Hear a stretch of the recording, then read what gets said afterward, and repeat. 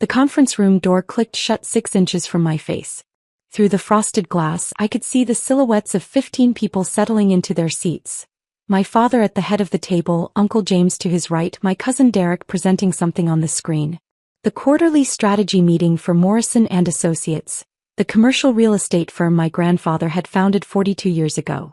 I'd been attending these meetings for 7 years, ever since I'd graduated from business school. Until today. Sarah. My father's assistant, Michelle, touched my arm gently.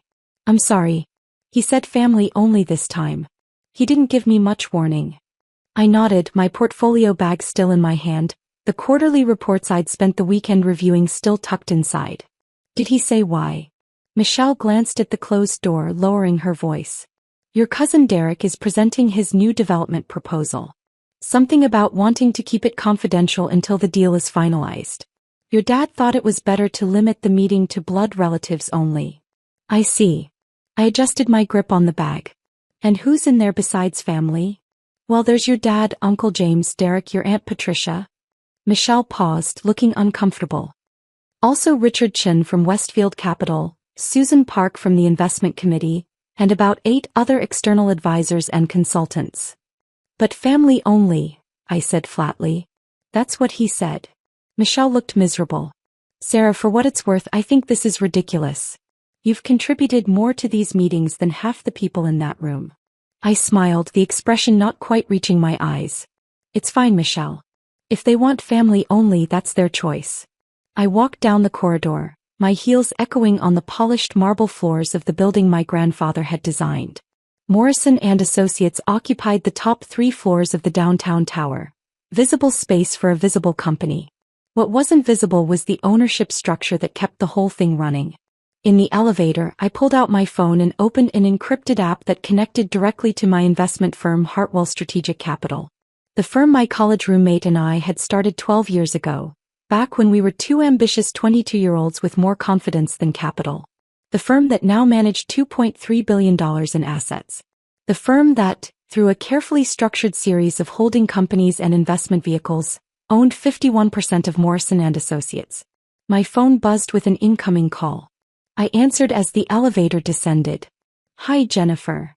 Sarah, I saw the board meeting alert for Morrison & Associates, my business partner said, her voice crisp and professional. I thought you were attending today? Change of plans. Dad decided to make it family only. There was a pause. Family only? You're his daughter. Apparently not the right kind of family for this particular meeting. I stepped out of the elevator and headed toward the parking garage. Derek's presenting his new development proposal and they wanted to keep it confidential. The Riverside project? Jennifer's tone sharpened. Sarah, we reviewed that proposal last month. The numbers were questionable at best. If Derek's pushing that through without proper oversight, then that's a decision the family is making, I said, reaching my car. The family that apparently doesn't include me. Another pause, longer this time. When Jennifer spoke again, her voice was careful. Sarah, you know what I'm going to ask. I sat in the driver's seat, not starting the engine. Through the parking garage's concrete pillars, I could see the city stretching out in the afternoon sun. Somewhere up there, in that conference room, my family was making decisions about a company they thought they controlled. Not yet, I said quietly. Let me think about it. You've been thinking about it for 3 years. Ever since your dad started introducing you at company events as my daughter who works in finance, instead of acknowledging what you actually do. He doesn't know what I actually do, Jen. Nobody in that family does. Exactly my point. You own the majority stake in their company, Sarah. You're not some outside investor they can dismiss. You're the reason Morrison & Associates survived the 2022 real estate crash. You're the reason they could expand into 3 new markets. You're the reason their stock price tripled. And they don't even know it. I leaned my head back against the seat. Grandfather knew. Grandfather has been dead for 8 years. He knew before he died. I told him about the investment structure the year before he passed. He understood why I wanted to keep it private. And what did he say? I smiled at the memory. He said, let them underestimate you, Sarah. The best position in any negotiation is the one your opponent doesn't know you're in. Then he laughed and told me I reminded him of his mother. Well, your great-grandmother isn't here to give you advice and neither is your grandfather. But I am, and I'm telling you that this has gone on long enough. They just excluded you from a major strategic meeting. They're about to approve a development project that our analysts flagged as high risk. And they're doing it without any input from their majority shareholder. I watched an employee from one of the other companies in the building walk past, briefcase in hand, probably heading home for the day. Normal business. Normal life. Nothing like the decision I was weighing. If I reveal the ownership structure, I said slowly, it changes everything. Dad will feel betrayed. Uncle James will be furious. Derek will never forgive me. And if you don't reveal it? Derek pushes through a bad project, the company takes losses, and you watch your investment deteriorate because you were too nice to assert your legal rights as majority shareholder. You're not wrong. I'm never wrong. That's why you made me your business partner. Jennifer's tone softened slightly. Sarah, I know this is family. I know it's complicated. But Hartwell Strategic has fiduciary duties to our investors. We can't let a company we control make poor strategic decisions without intervention. That's not being mean. That's being responsible. A message flashed on my phone screen. An email from my father's office, sent to the general distribution list. Subject: Exciting developments, Riverside project approved. They just approved it, I said, opening the email. Derek's Riverside project. Full approval from the board. They're announcing it to the whole company. Jennifer's sigh was audible. How much capital are they committing? I scanned the email, my stomach sinking. $60 million. Leveraged construction loans. Projected completion in 18 months. And our analysts projected what? 30% chance of default. 35%. The market demographics don't support the commercial space Derek wants to build.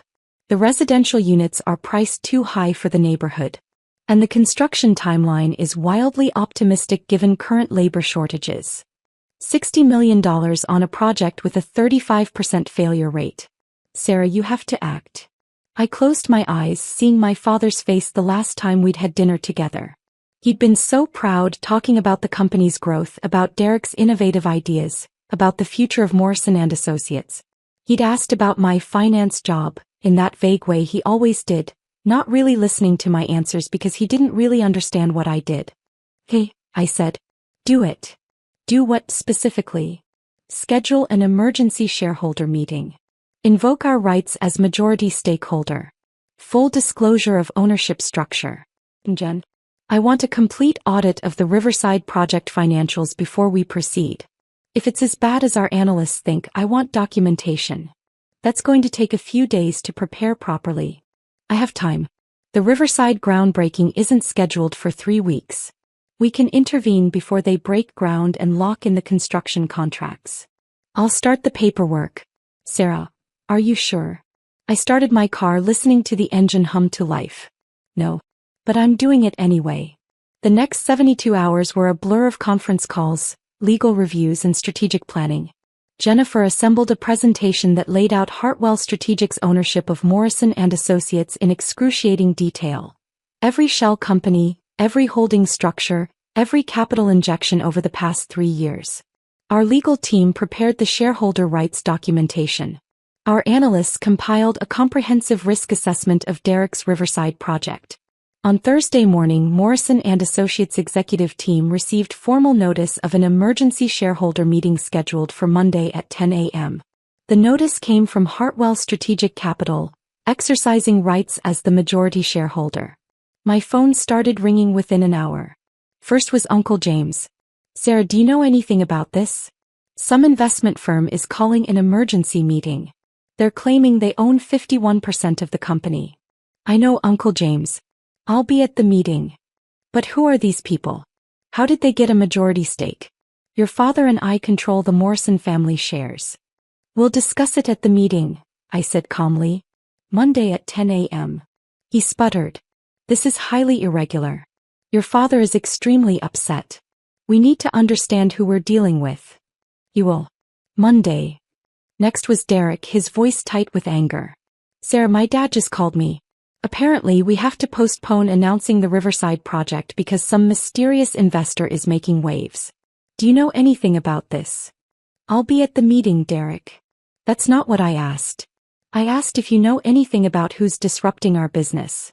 See you Monday, Derek. My father didn't call until Friday evening. I was at home reviewing the presentation one final time when his name appeared on my screen. Hi, Dad. Sarah. His voice was strained. I need you to be honest with me. Do you know who Hartwell Strategic Capital is? I set down my wine glass. Yes. And? It's my firm, Dad. Mine and my business partner Jennifer's. We started it 12 years ago. The silence stretched so long I thought the call had dropped. Finally, what do you mean, your firm? I'm the founder and managing partner of Hartwell Strategic Capital. We manage $2.3 billion in assets. And yes, we own 51% of Morrison & Associates. Another long silence. That's not possible. It's documented in the meeting materials you'll receive Monday morning. But I can walk you through it now if you want. Sarah, how could you own 51% of my company? The Morrison family holdings. We're 67% of the company 8 years ago, Dad. Right after grandfather died. But the company needed capital for expansion and the family couldn't provide it. So Morrison & Associates issued new shares and sought outside investment. Hartwell Strategic provided that capital through a series of structured investments over 3 years. Those investments gave us majority stake. You're saying you bought my company? I'm saying I invested in a company that needed capital. The company that grandfather built. I made sure it survived and thrived. Without telling me. His voice rose. Without telling anyone in the family? I told grandfather before he died. He knew about the investment structure. He approved. My father knew you were secretly buying the company and he said nothing? He didn't see it as secret, Dad. He saw it as strategic. And he understood why I structured it the way I did. Which was what? To humiliate your family?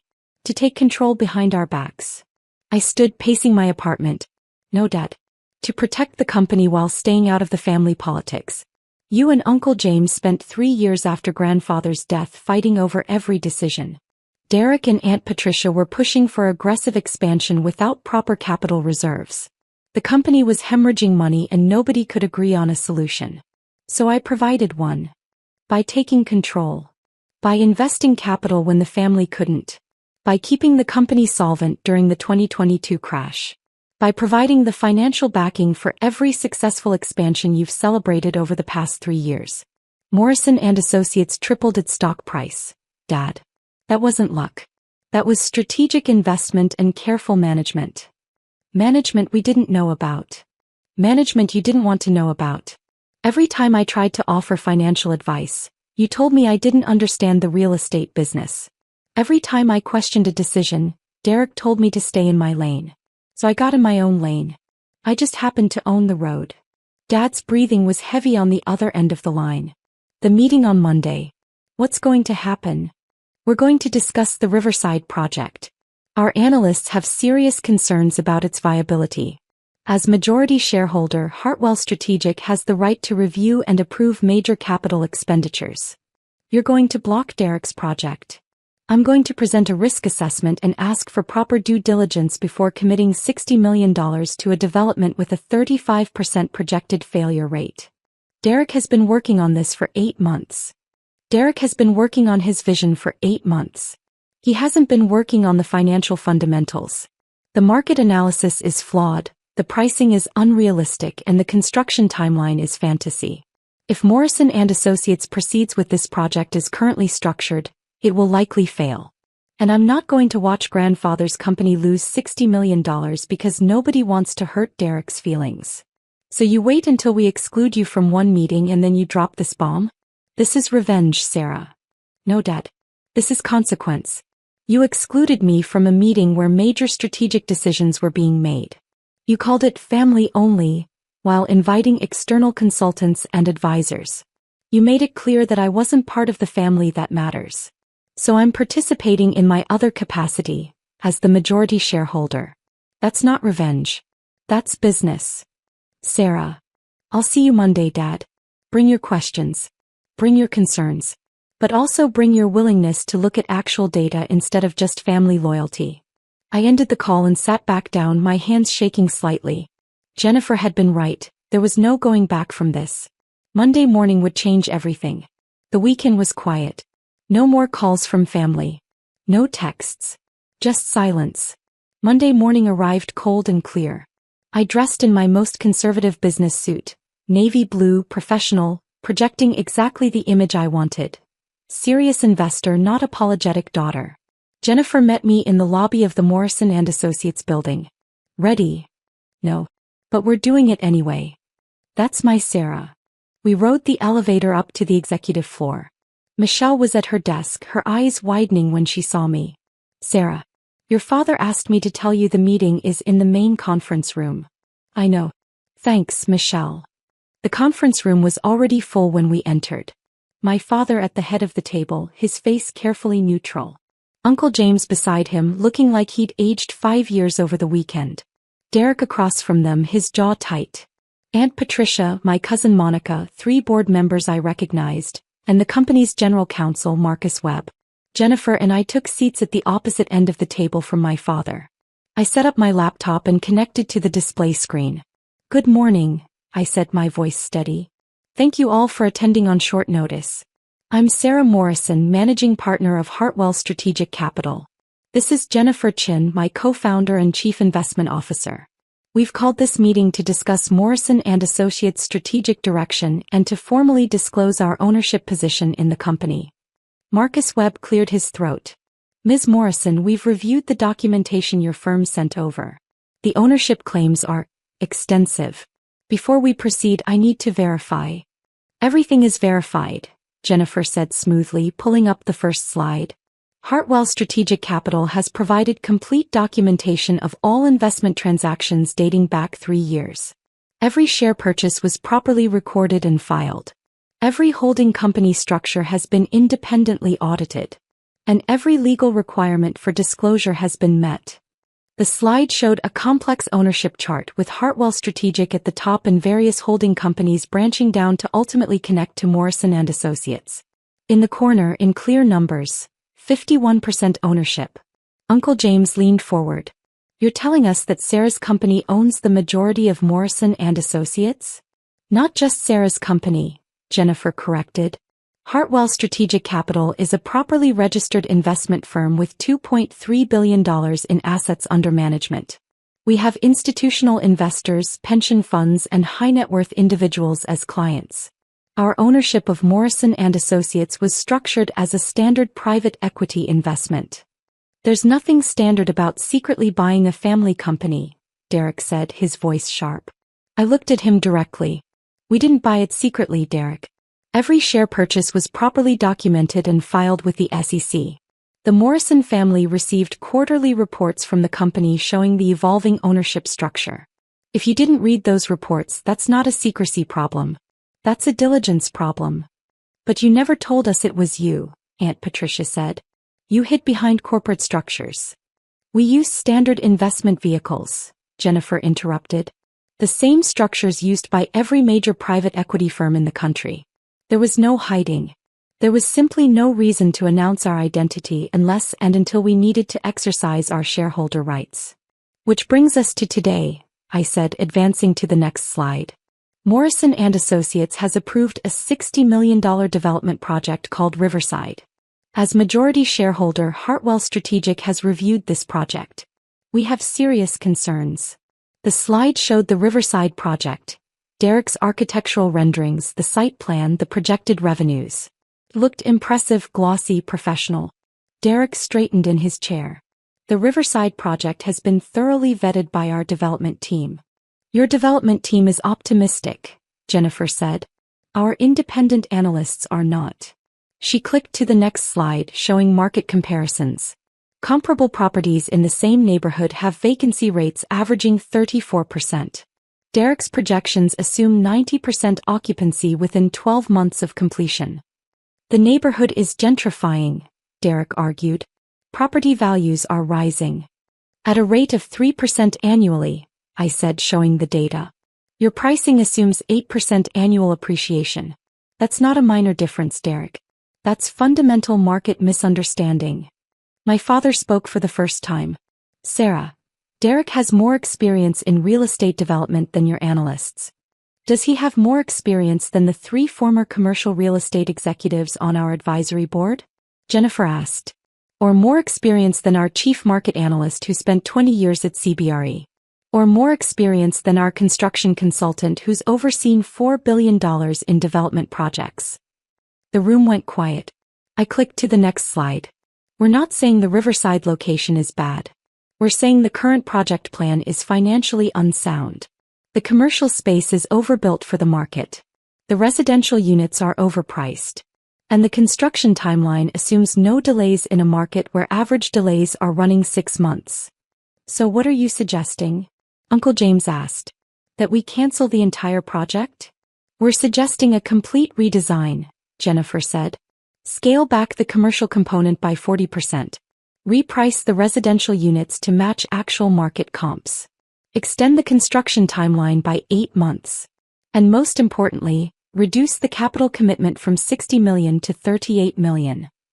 That would completely change the project, Derek said, his voice rising. The whole vision. The vision doesn't matter if the math doesn't work, I said quietly. Derek, you've designed a beautiful building. But you've designed it for a market that doesn't exist at that price point. We can build something beautiful that also makes financial sense. But not the way it's currently structured. Derek stood abruptly. This is exactly why we didn't want you in that meeting last week. You don't understand vision. You don't understand what it takes to transform a neighborhood. You just see numbers and risk and reasons to say no. I see a $60 million mistake that could seriously damage this company, I said, holding his gaze. And as majority shareholder, I have a legal obligation to prevent that mistake. You're not the majority shareholder, Derek shot back. Your firm is. There's a difference. Is there? Jennifer pulled up another slide. Sarah personally owns 73% of Hartwell Strategic Capital, which means she personally controls the majority stake in Morrison & Associates. She is not just the managing partner making recommendations. She is the principal owner making decisions. The room went silent again. I watched my father's face as he processed this information, watched the realization sink in. His daughter didn't just work in finance. His daughter owned his company. 3 years, Dad said finally. For 3 years, you've owned majority control of Morrison & Associates and you said nothing. For 3 years I provided capital that let this company thrive, I corrected. I funded the Denver expansion that's now your most profitable market. I backed the Portland acquisition that doubled your commercial portfolio. I provided bridge financing during the 2022 crash when banks were refusing loans to real estate companies. Every success Morrison & Associates has celebrated in the past 3 years was made possible by capital I provided. I didn't say anything because I didn't need credit. I just needed the company to succeed. But why? Aunt Patricia asked, genuine confusion in her voice. Why invest so much in a company and stay anonymous? Because grandfather taught me that the best investors are invisible until they need to be visible, I said. Because I knew that if you knew I was funding the company, every decision would become about family dynamics instead of business fundamentals. And because I wanted Morrison & Associates to succeed on merit, not because people were trying to keep the boss's daughter happy. Marcus Webb, the general counsel, spoke up. From a legal perspective, everything Hartwell Strategic has done is proper and documented. As majority shareholder, they have the right to approve or reject major capital expenditures like the Riverside project. The question before this board is whether we accept their restructuring proposal or whether we contest it. Contest it how? Uncle James asked. You can't, Marcus said bluntly. They own 51%. They have voting control. If Hartwell Strategic says the Riverside project needs to be redesigned, then it needs to be redesigned. Derek slammed his hand on the table. This is insane. We're going to let Sarah's company dictate our business strategy. It's not her company dictating strategy, Jennifer said calmly. It's the majority shareholder exercising standard governance rights. This happens in every public and private company in America. The difference is that most majority shareholders don't have personal relationships with management. That's exactly the problem, Derek said. She's using business authority to settle personal grudges. We excluded her from one meeting so she pulls out the nuclear option? That's not governance. That's revenge. I stood, pulling up the final slide. Derek, if I wanted revenge, I would have waited until after you broke ground. I would have let you commit $60 million in lock-in construction contracts. I would have watched the project fail and then I would have removed you from the company. But I didn't do that. Instead, I'm intervening before money is wasted. I'm proposing a redesign that could actually succeed. And I'm trying to save Morrison and Associates from a costly mistake. If that's revenge, it's the kindest revenge in corporate history. Dad stood as well. Sarah, I need to understand something. When you started this firm 12 years ago, was this always the plan? To take over my company? No, Dad. 12 years ago, I was just trying to survive in a brutal industry. I was building relationships, learning markets, making smart investments. Morrison and Associates wasn't even on my radar. So when did it get on your radar?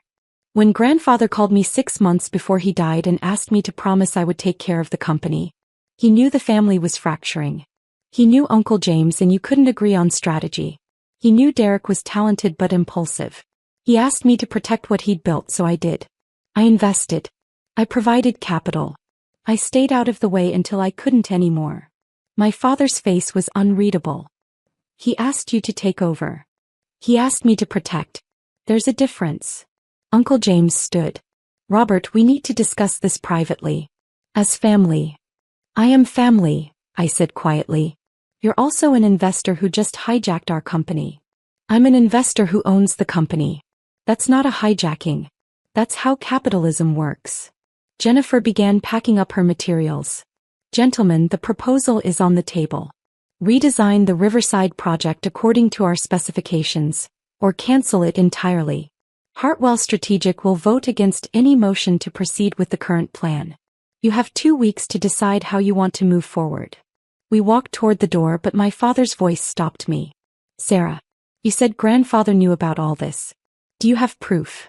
I pulled a folded letter from my bag. Yellowed paper, my grandfather's distinctive handwriting. He wrote this the week before he died. I've kept it in my office safe. Dad took the letter, unfolding it carefully. I'd read it 100 times, but I still remembered every word. Sir, by the time you read this, I'll be gone. But I want you to know that I'm proud of what you're building with Hartwell Strategic. Your great-grandmother would be proud too. She was the real business genius in our family, though my father never gave her credit for it. I know you're planning to invest in Morrison and Associates. I know why you're structuring it the way you are. And I think it's brilliant. Let them underestimate you. Let them think you're just the granddaughter who likes numbers. The best position in any negotiation is the one your opponent doesn't know you're in. When the time comes, and it will come, don't apologize for being smart. Don't apologize for being prepared. Don't apologize for protecting what I built. Our family has always valued the loudest voice in the room. But sometimes the quietest voice is the one that actually understands the numbers. I'm leaving you the company, Sarah. Not in the will. Your father would never forgive me. But in every way that matters. Take care of it. Take care of them. And don't let anyone tell you that being underestimated is the same as being powerless. Love, grandfather.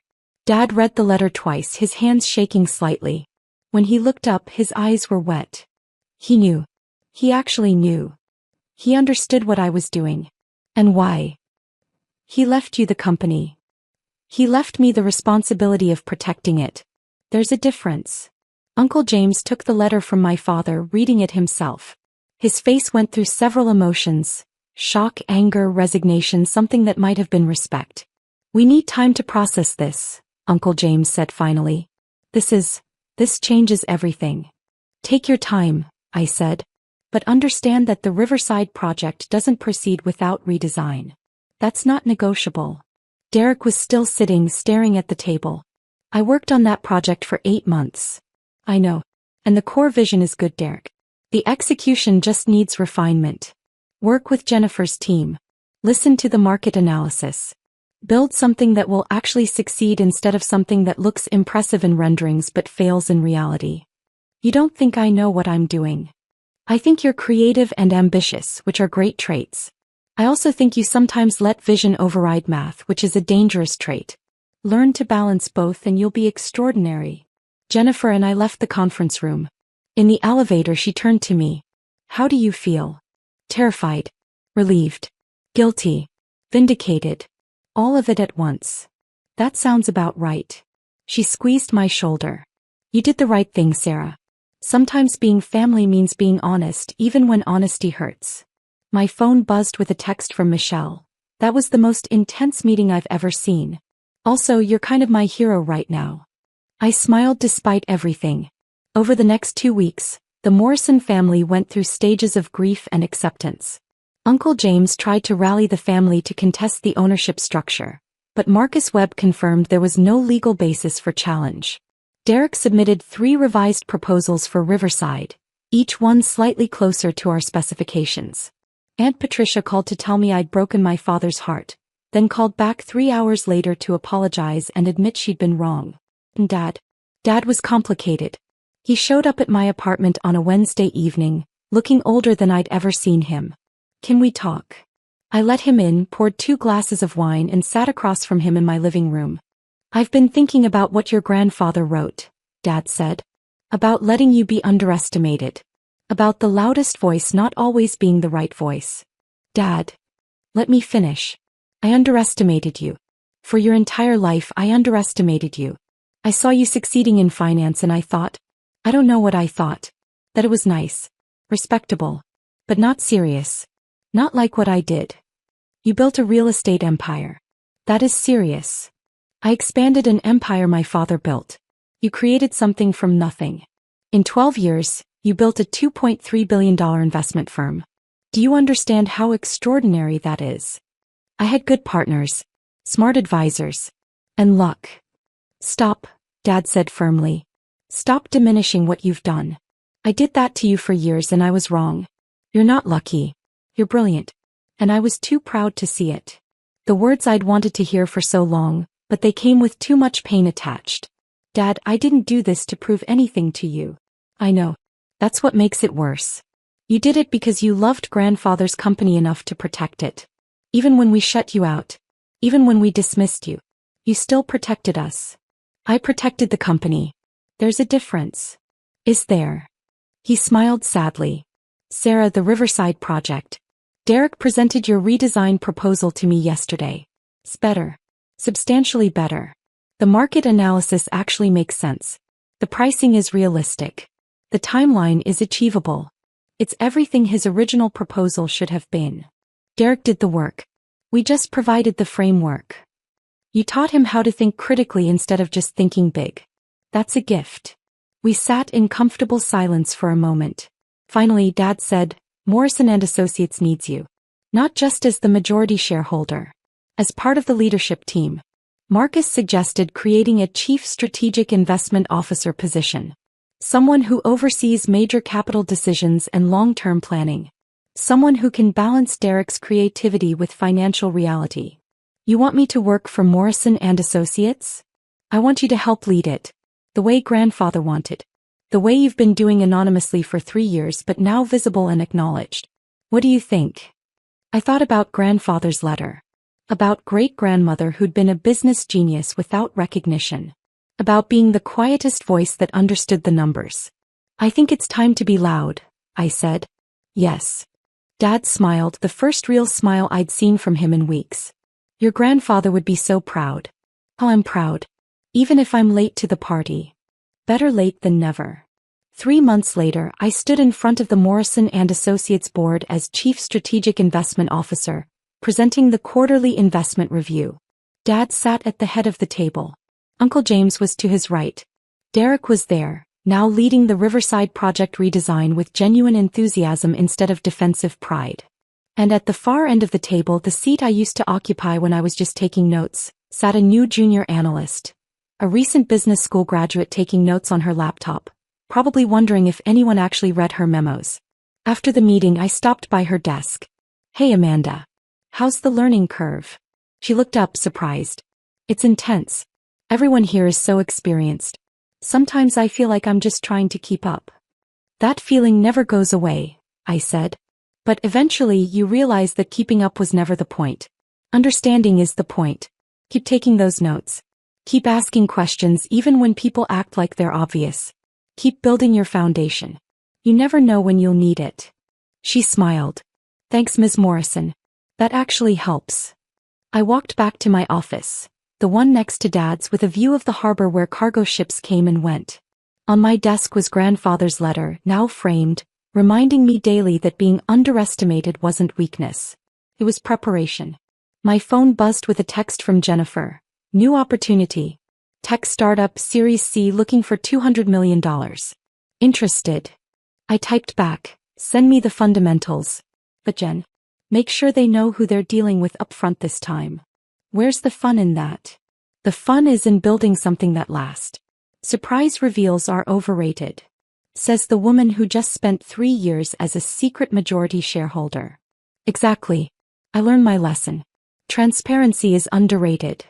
Through my office window I could see the Morrison and Associates sign on the building across the street. Grandfather's legacy now mine to protect. Not from the shadows anymore but in full view. The quietest voice had finally learned to speak. And the family was finally learning to listen.